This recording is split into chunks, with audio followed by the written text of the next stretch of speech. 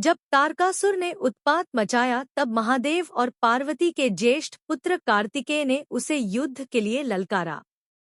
स्कंद पुराण में ऐसा वर्णन है कि उस युद्ध में कार्तिकेय का युद्ध तारकासुर के दो भाई सिंहमुखम और सुरापद्मन से हुआ। उस युद्ध में कार्तिकेय ने दोनों भाइयों को परास्त किया। पराजित होने के बाद सिंहमुखम उनसे अपने प्राणों की भिक्षा मांगने लगा। इससे पहले कि हम वीडियो में आगे बढ़े, यदि अभी तक आपने हमारे चैनल धर्म संज्ञान को सब्सक्राइब नहीं किया है तो कृपया सब्सक्राइब कर लें ताकि आने वाली वीडियो का नोटिफिकेशन सबसे पहले आपको मिलता रहे। माता सती की मृत्यु के उपरांत भगवान शिव बैरागी हो गए।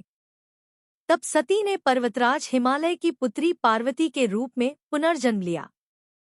उस जन्म में भी उनका महादेव के प्रति अनुराग था और इसी कारण उन्होंने भगवान शिव की घोर तपस्या की और अंततः उन्हें पति के रूप में प्राप्त किया। दोनों का विवाह बड़ी धूमधाम से हुआ और फिर वे दोनों अपने निवास कैलाश पर लौट आए और कुछ काल उन्होंने बड़े सुख से बिताए। एक दिन महादेव और देवी पार्वती कैलाश में बैठे हास परिहास कर रहे थे कि अचानक महादेव ने उन्हें परिहास में काली शब्द से संबोधित कर दिया।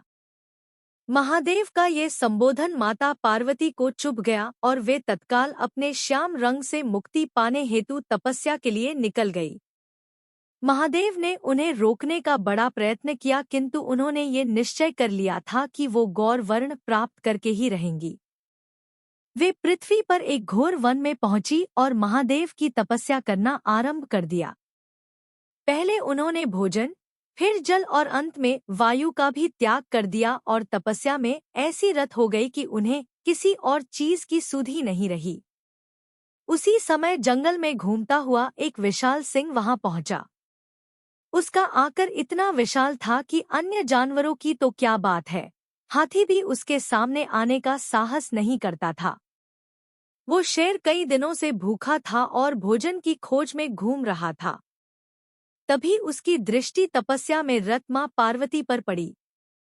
जब उसने एक मनुष्य को देखा तो उसे खाने को आगे बढ़ा किंतु जैसे ही वो माता के निकट पहुंचा, उनका तेजस्वी रूप देखकर वो उन पर आक्रमण न कर सका।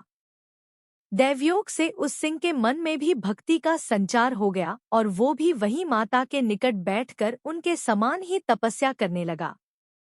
ऐसा करते हुए कई वर्ष बीत गए।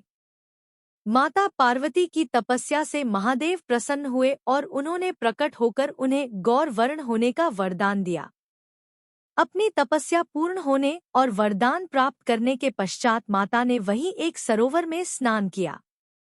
स्नान करते ही महादेव के वरदान स्वरूप उनके शरीर से एक गौर वर्णीय देवी प्रकट हुई जो गौरी कहलाई। उनका श्याम रूप जो बच गया वो मां कौशिकी के नाम से प्रसिद्ध हुआ। जब वे स्नान कर आई तो उन्होंने देखा कि वहां एक सिंह उन्हीं की भांति तपस्यारत है। उन्हें पता चल गया कि इतने वर्षों तक उनके समान उस सिंह ने भी तपस्या की है। तब उन्होंने उस सिंह को चेतना प्रदान की और अपने प्रति उसका ऐसा अनुराग और भक्ति देखकर माता ने उसे अपना वाहन बनने का वरदान दिया। तब से ही सिंह माता का वाहन है और उनका एक नाम शेरावाली भी है। इसके विषय में एक और कथा का वर्णन है।